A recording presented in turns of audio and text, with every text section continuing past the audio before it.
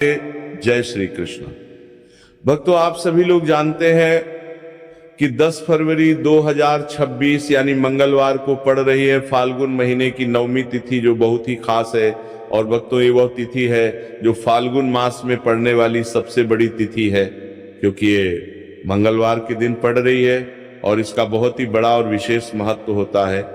पूज्य पंडितों और गुरुओं ने कहा है कि अगर कभी भी मौका लग जाए और फाल्गुन महीने की 9वीं तिथि मंगलवार को पड़ जाए तो आप लोगों को 2 लाउं का उपाय तो अवश्य ही करना चाहिए। इन दोनों का संयोग बहुत ही कम आता है। इसी के साथ में पंडितों और गुरुओं ने अपनी शिव पुराण कथा में बताया है कि इस दिन आपको 2 लौंग का उपाय तो आपको अवश्य ही करना चाहिए, क्योंकि ऐसा दिन पूरे साल में सिर्फ एक ही बार आता है। और भक्तों, आप सभी लोग जानते हो कि मंगलवार 9वीं तिथि का अगर सबसे बड़ा कोई उपाय है तो वह 2 लौंग वाला उपाय है। तो भक्तों, इस मंगलवार के दिन आप लोगों को इस 2 लौंग वाले उपाय को जरूर करना है। बहुत सारे लोग होंगे जिन लोगों ने इस उपाय को न किया हो, मतलब पूरा साल निकल गया, उन्होंने किसी भी दिन इस लौंग वाले उपाय को ना किया हो। पर भक्तों, आपके पास एक आखिरी मौका बचा हुआ है जो कि 10 फरवरी के दिन है। तो इस दिन आप लोगों को इस वाले उपाय को जरूर कर लेना है। भले ही आपने पूरे महीने भर इस उपाय को ना किया हो, पर अगर आपने इस फाल्गुन महीने की 9वीं तिथि के दिन अगर इस वाले उपाय को कर लिया तो आपको इस उपाय को करने का वो फल मिलेगा जिसकी आपने कभी कल्पना भी नहीं करी होगी। इसीलिए आप लोग इस वाले उपाय को एक बार जरूर कर लेना है, ताकि आप लोगों के हाथ से ये मौका ना जा सके और आपको इस उपाय को करने का फल मिल सके। भक्तों, ये उपाय पंडित जी ने अपनी अभी की ही श्री शिव महापुराण की कथा में बताया है, जिस उपाय को आज हम आपको बहुत अच्छे से समझाने वाले हैं। इस वीडियो को देखने के बाद इस उपाय को समझने के लिए आपको कोई और वीडियो को देखने की जरूरत नहीं पड़ेगी।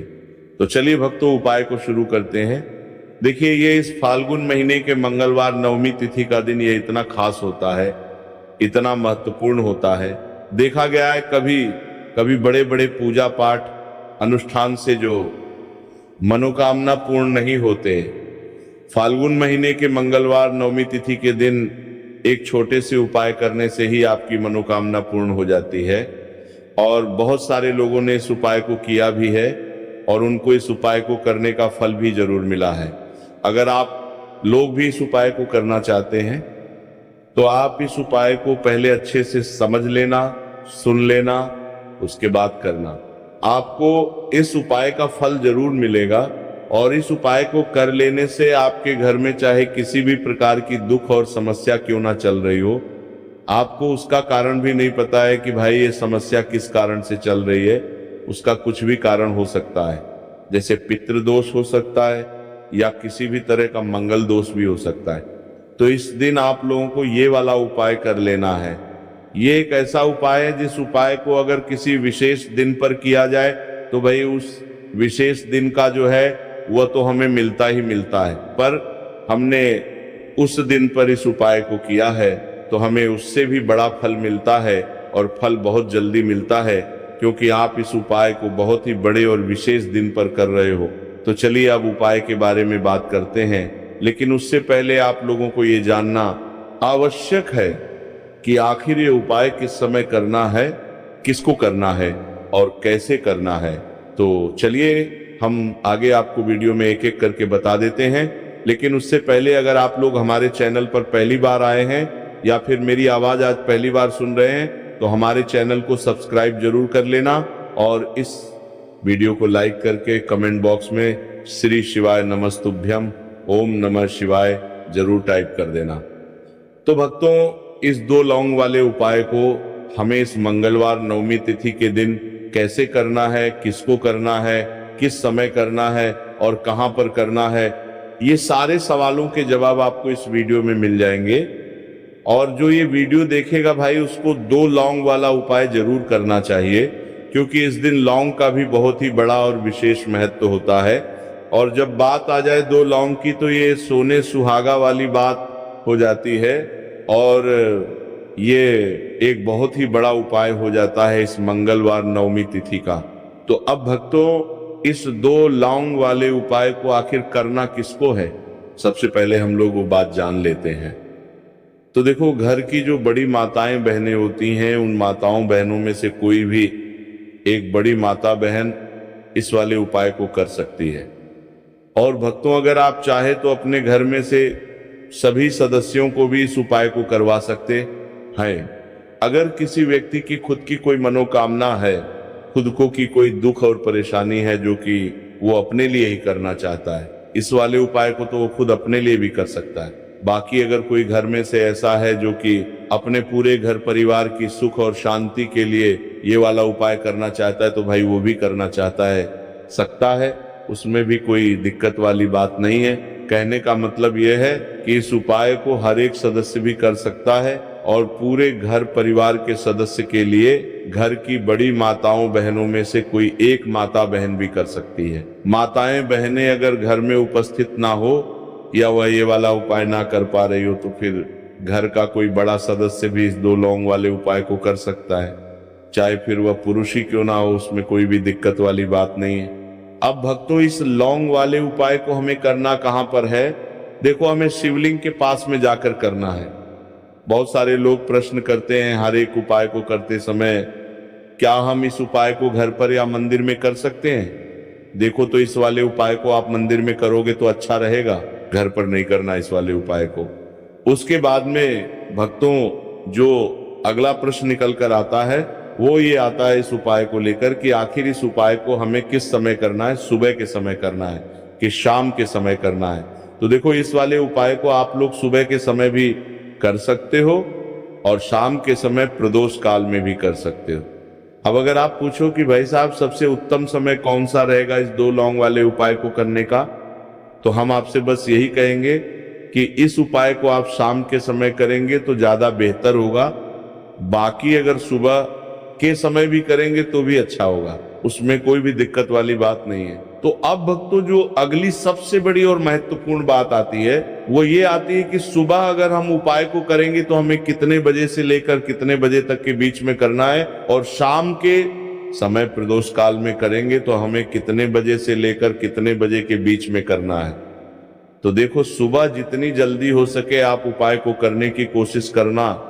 बाकी अगर किसी कारणवश लेट भी हो जाओ, थोड़ी देर भी हो जाए, तो 10 या 11 बजे तक भी आप उपाय कर लेना, पर 12 बजे से ज्यादा देरी ना हो, ठीक है? इस बात का ध्यान रखना। उसके बाद में भक्तों, अगर शाम के समय प्रदोष काल की बात करें, प्रदोष काल का जो समय है होता है वह शाम के 6 बजे से शुरू हो जाता है। मतलब शाम के 6 बजे से लेकर 7 बजे के बीच का जो समय होता है, यह समय प्रदोष काल का समय होता है। पर अभी जो मौसम चल रहा है, इस मौसम में जो है शाम बहुत देरी से होती है, तो आप इस उपाय को 7 या 8 बजे के बीच में भी कर सकते हो। मतलब शाम के 6 बजे से रात 8 बजे के बीच में आप कभी भी इस वाले उपाय को कर सकते हो, उसमें कोई भी दिक्कत वाली बात नहीं है। परंतु मंगलवार नवमी तिथि के दिन कोशिश करना कि समय के अंतर्गत ही कर लो। किसी कारणवश ना कर पाओ तो थोड़ा देरी से भी कर सकते हो, आपको उपाय का फल जरूर मिलेगा। देखिए, इस वीडियो में जितने भी उपाय हम आपको बताएंगे सभी उपाय सरल है। देखो, गुरुजी ने कहा है कि मंगलवार नवमी तिथि के दिन आपको चौमुख दीपक वाला उपाय तो अवश्य ही करना चाहिए। वीडियो के अंतिम में आपको उपाय बताया जो आपको करना है। देखो, आगे बढ़ने से पहले वीडियो को एक लाइक जरूर करें। देखो, सबसे पहला उपाय, यदि आपके जीवन में कर्जा बहुत अधिक है, आपके जीवन में संकट बहुत अधिक रहते हैं, आपके ऊपर बहुत अधिक विपदा आ रही है, बार बार आपको अपने व्यापार में और अपने धन में हानि देखने को मिल रही, यानी कि आपको प्रत्येक कार्य में हानि हो रही, तो आपको ये उपाय करना चाहिए। देखिए, इस उपाय के लिए आपको मात्र 1 लौंग का जोड़ा लेना है, यानी कि 2 फूल वाली लौंग लेनी है। साथ में आपको मात्र थोड़ा सा शहद ले लेना होगा और इसी के साथ में आपको तांबे के पात्र के अंदर शुद्ध जल लेना होगा। अब देखिए, इन सभी सामग्रियों को लेकर के आपको भगवान शिव के मंदिर में पहुंच जाना है। देखिए, ये उपाय आप सुबह से लेकर शाम तक कर सकते हैं।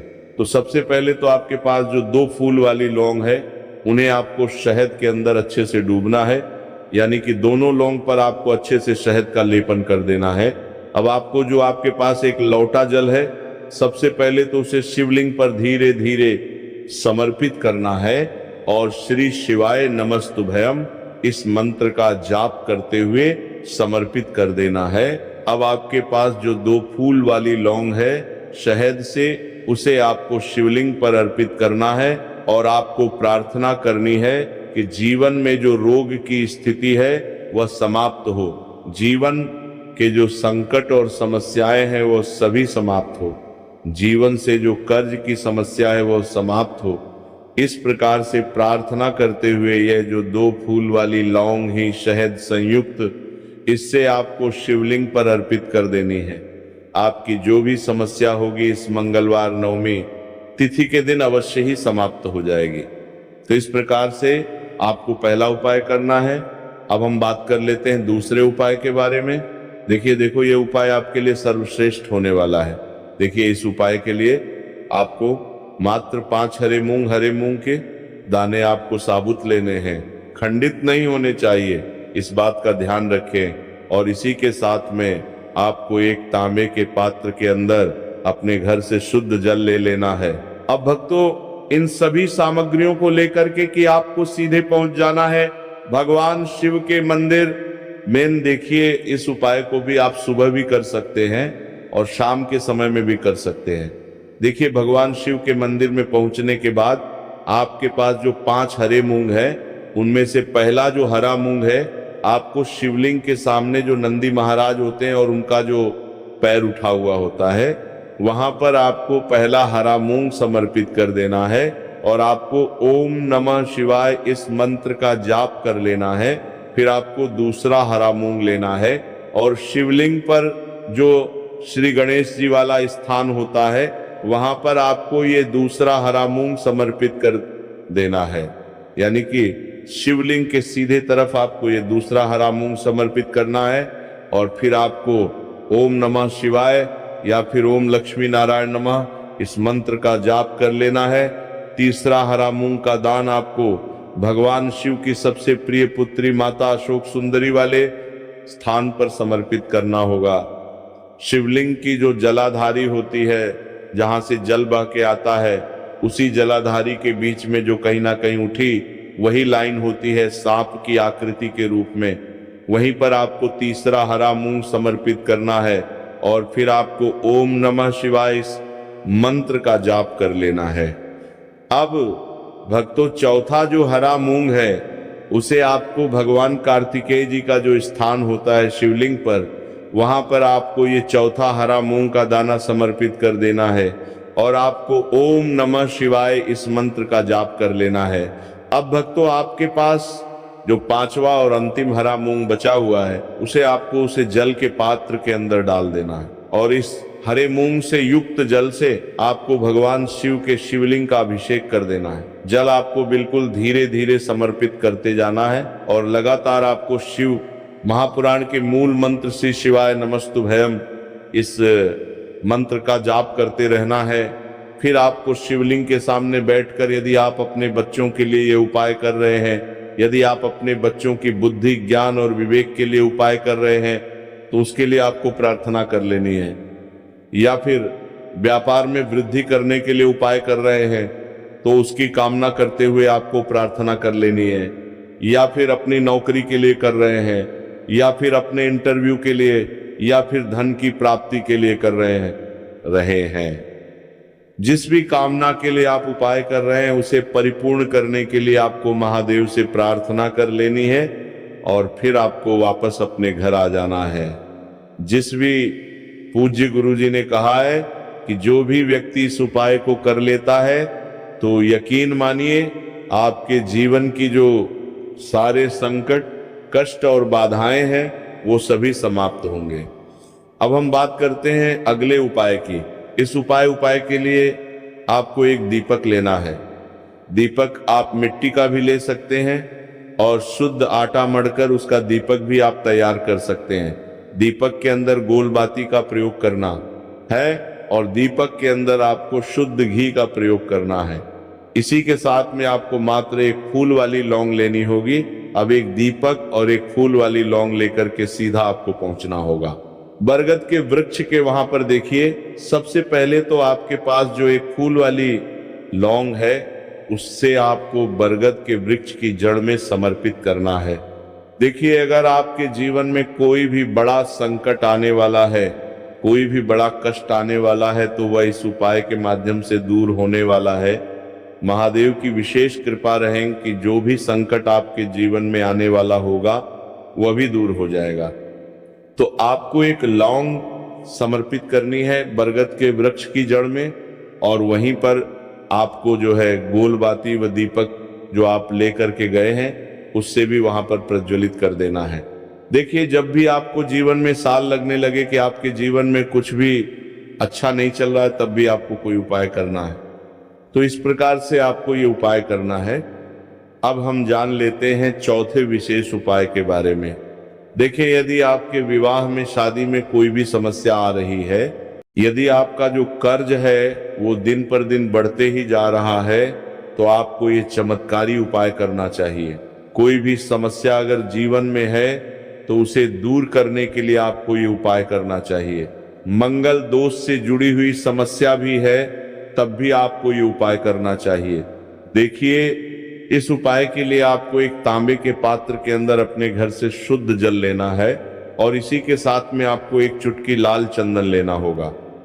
अब आपको क्या करना है कि जो लाल चंदन आपने लिया है उसे आपको उससे जल के पात्र के अंदर डाल देना है, और ये जल जो है आपको लाल चंदन से युक्त तैयार कर लेना है। और ये लाल चंदन से युक्त जल आपको भगवान शिव के मंदिर में लेकर के पहुंचना है। लेकिन ये उपाय भी आप सुबह से लेकर के शाम तक कर सकते हैं। अब भक्तों, ये जो लाल चंदन से युक्त जल है, इससे आपको भगवान शिव के शिवलिंग पर धीरे धीरे अर्पित कर देना है, और आपको लगातार श्री शिवाय नमस्तुभयम इस मंत्र का जाप करते रहना है। देखिए, यदि आपके जीवन में विवाह से जुड़ी समस्या चल रही है तो आपको मंगलेश्वर महादेव का स्मरण करना है, और जीवन में अधिक कर्ज की समस्या है तो आपको मुक्तेश्वर महादेव का स्मरण करना है। देखना, एक दिन आपकी सब तरह की समस्या जल्दी ही समाप्त हो जाएगी। चलिए बात करते